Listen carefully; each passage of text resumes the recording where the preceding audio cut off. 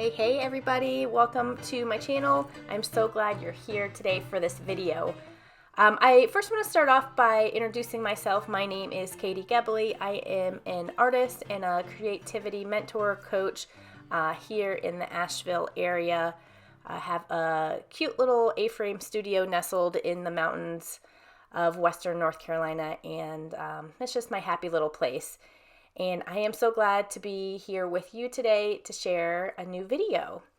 Before we dive in, I do want to encourage you to go ahead and subscribe to my channel if you are enjoying my videos or just want to continue to learn a little more about creativity and some simple art projects that you can do easily at home. So today I'm going to walk you through how to make a deck of artist trading cards. These are a group of cards that you can use for a number of different things. And before I get into that, I am just clearly on this video trying to get my Posca marker filled up and ready. This is a brand new marker, so as you may know, when you get these started, you kind of have to push on that tip a couple times.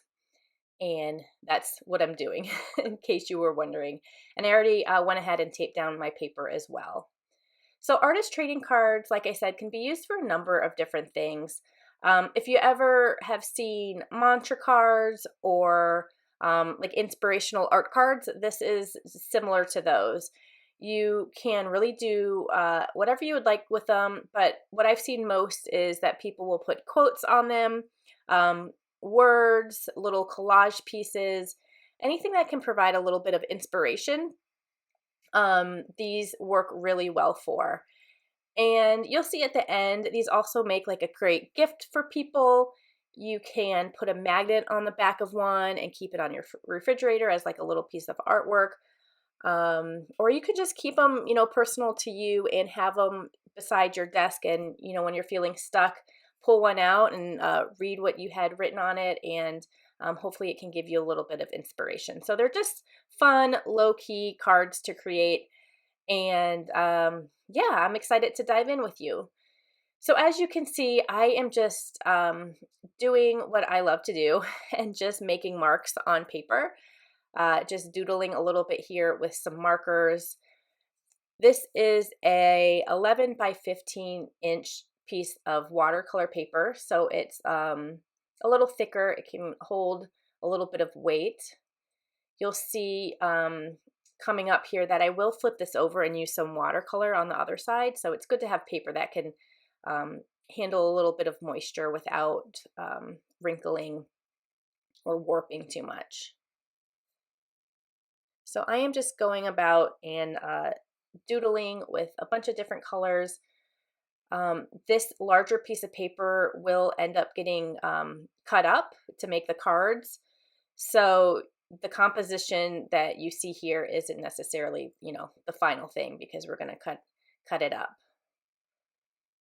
It's another great exercise of just letting go of control and just having fun and playing, not worrying too much about the end product. I just pulled out a hard piece of paint. I call them paint boogers. One of my students in a class collects those, and so every time I get one on the top of my paint, because honestly I'm not the best person at putting my paints away and making sure the tops are closed up, so I always like to pull those out now and save them. What I'm using here is just a old rag, and I'm just putting a little bit of paint on it and rubbing it around. I'm trying not to get too much liquid on this piece of paper. Again, I just don't want it to warp. It is watercolor paper, but this is kind of one of those exercises where I don't necessarily want to pull out a lot of my paintbrushes and whatnot. So I'm just using what I have, keeping it easy. Just using a little bit of paint, surprisingly, can go a long way.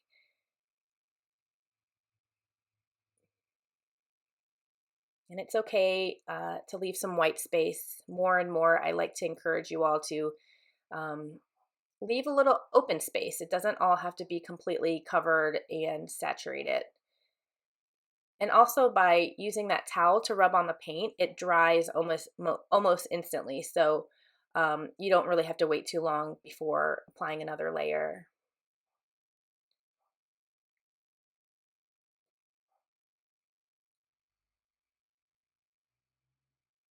I feel like this is the point where it could easily be overworked.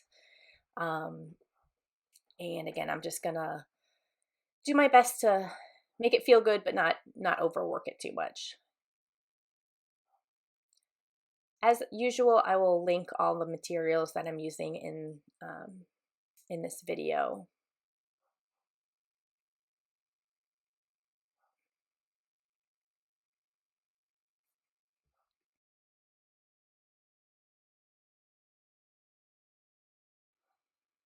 All right, I'm feeling like this is a good stopping point for this side. Everything feels dry, so I'm going to go ahead and pull off that tape and flip it over. Now this is totally optional. You do not need to apply color on both sides of your paper to make these cards, but I am just going for it today.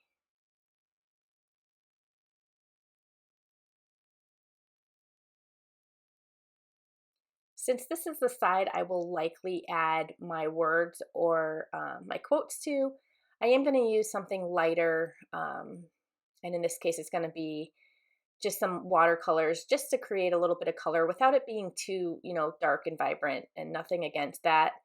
You can totally, create words and cut out paper to put on top of brighter colors, but I'm just going to play a little bit here and just keep it light on this side. And here too, it's the same principle. I'm going to try to use as little bit of water as I need to, just to keep the cards flat and smooth.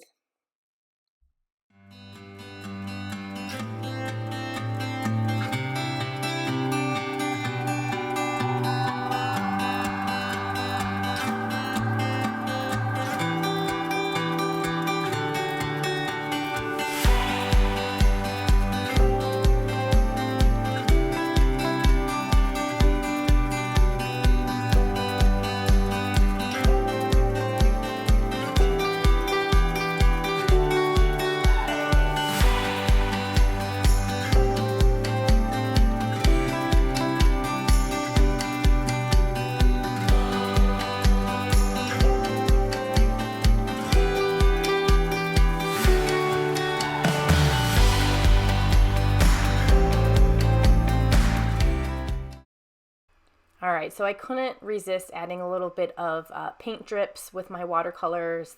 So that's what I just did, and now I am just using that same rag that I used earlier just to kind of dry it off. This is one of those projects I don't necessarily want to spend a lot of time in between waiting for it to dry, so I'm just trying to keep it as dry as possible as I go. And then we can go right into cutting the cards. So I just go ahead and do this on my larger cutting tool here, and we are going to cut these down to 2.5 by 3.5 inches. Of course, you can use whatever size card you want. Some, affirmation cards that I've seen are a little bit bigger, maybe 3.5 by 5 or so, but this is more of a standard size deck of cards that we're creating. So I'm going to go ahead and cut those down.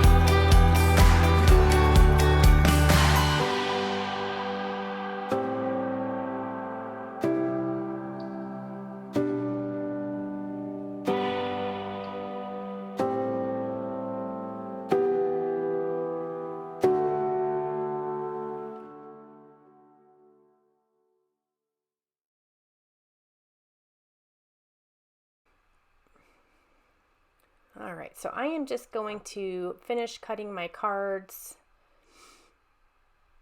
And you can see that we already have a little deck, which is super cute, very cohesive and fun.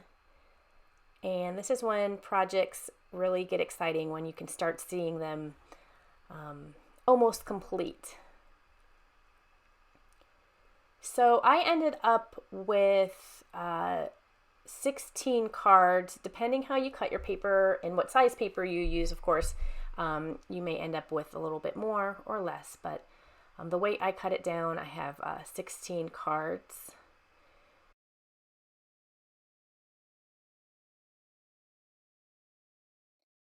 All right, so I'm going to just get some things set up for the next stage of this. I have my little corner cutter, which is totally optional, but it does provide a nice little corner to your cards to make them feel a little more like a real deck of cards. But again, totally optional. You don't have to do that. I'm going to just pull out an old piece of cardboard here to protect my table a little bit because, as you all know, I can get a little messy. And you can see how the back side of those cards where I use the watercolor is substantially more light than the other side. But again, that was intentional. I wanted to make that lighter so I can put some words and do a little bit of collaging. And at this point, the sky's the limit. You can really decorate these as much or as little as you'd like. You can add photos, you can collage, add quotes, add a single word. You can just do some hand lettering. I'm using some PVA glue here to add a little bit of collage work. I don't want to overdo it again because these are a deck of cards and I don't want them to be too heavy. I want them to remain pretty thin and lightweight. Some of my favorite collage materials I have on hand here, just some sticker letters. I often print out some photos on tracing paper, which is great for collage because the underneath colors really shine through. And then just some words that I printed just on a regular sheet of paper that I like to incorporate into my work as well. I always have a little stack of collage materials nearby that I can grab when I need it.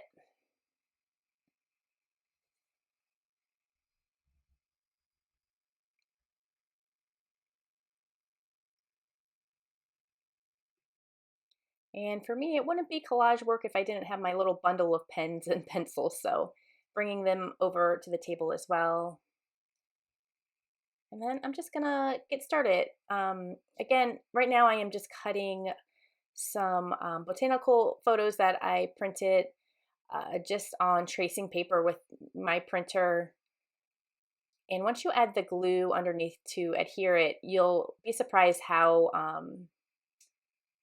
much you can just see through that paper and almost just kind of disappears and then leaves your graphic right on top, which I think is really cool and inexpensive.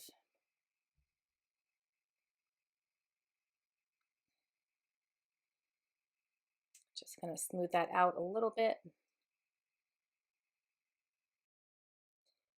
Another fun idea with these cards is if you're not in a place or you don't have the time right now to decorate all the cards in one go, these are just kind of fun to have on hand. And when you do have a minute or two or you're feeling stuck with something, pull one out and just make a little mini collage or a mini card for yourself. It's just a really fun, again, low key, low stress type of project.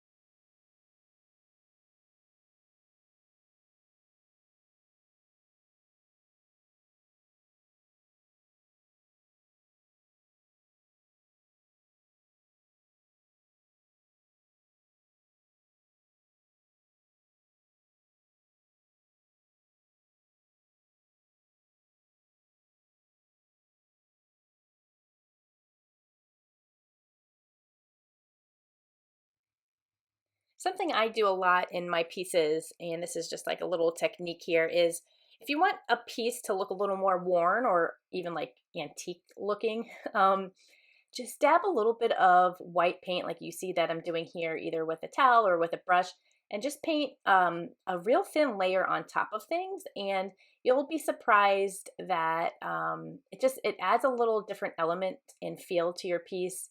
It makes it feel a little more worn and layered. I don't know how much you'll be able to see here from this video, but just a little bit of white paint over top of your markings can really make a big difference.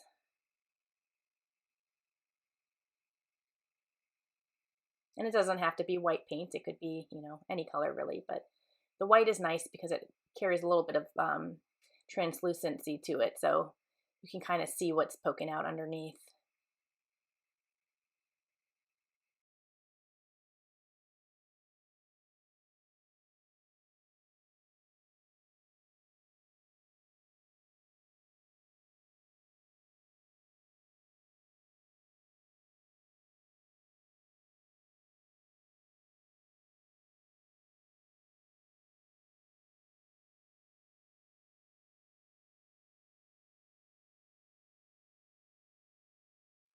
Getting started on the second card here, I was happily surprised to come across these rub-on little images. I found them at the dollar store of all places, and they're great.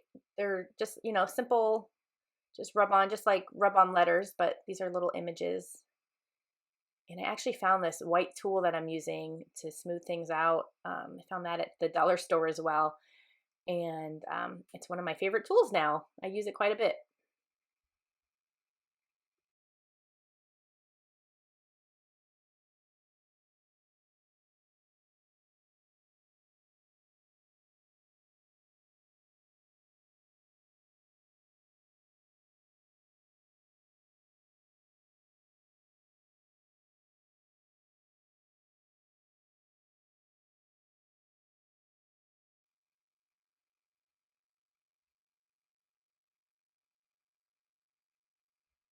And right now I am just cutting just a couple words out of just a plain sheet of printer paper that I printed some words and some images on.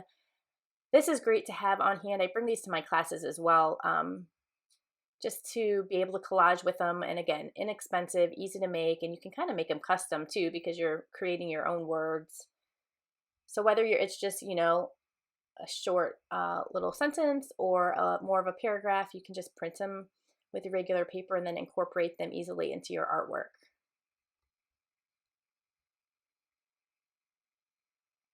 And I'm going to go ahead and speed up the video here as I create a couple more cards for you.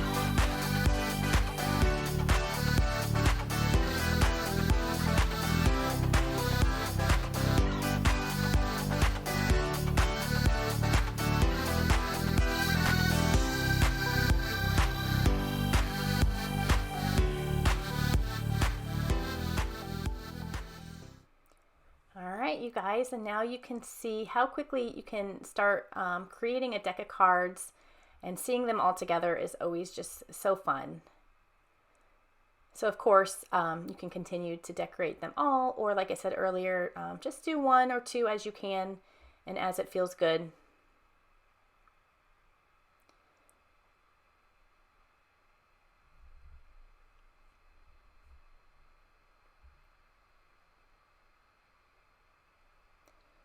So the next thing I'm going to do is go ahead and pull out my corner cutter, and you'll see how quick and easy this is just to cut those corners. And it really does change the feeling of these cards as well. And once again, I'll go ahead and speed up the video for you guys here.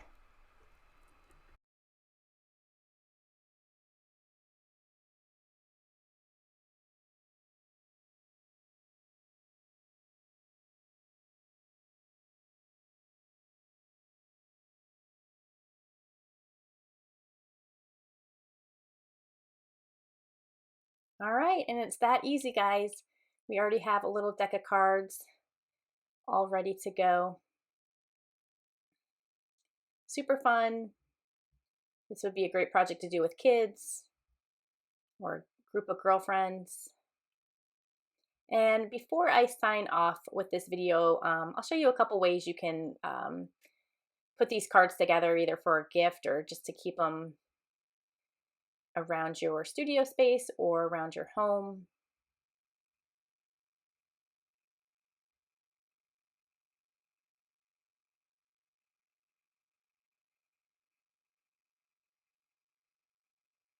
So you can find just a little, this is a wooden container, but a little container that you can go ahead and put all your cards in. I have some that I had already done just to show you that this is a great little spot to keep them.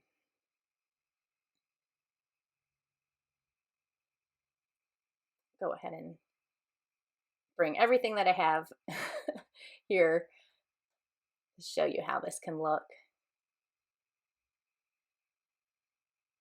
It's pretty amazing how quickly you can create so many cards. So yeah, you can just have them like that. You could fill that whole thing up, which I think would be just wonderful.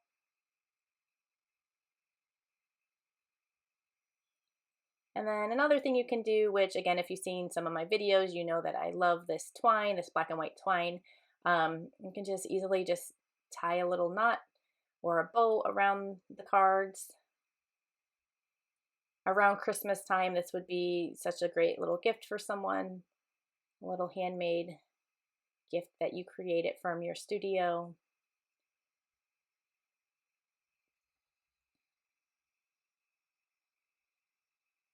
So just something as easy as that. And these cards also fit perfectly into these mini envelopes. They're about, again, about 2.5 by 3.5 inches, a little larger, but just makes a great little gift or something to hand out to a friend who needs a little bit of encouragement. You can also put a magnet on the back of these cards and put them on your refrigerator. Those are super cute as well.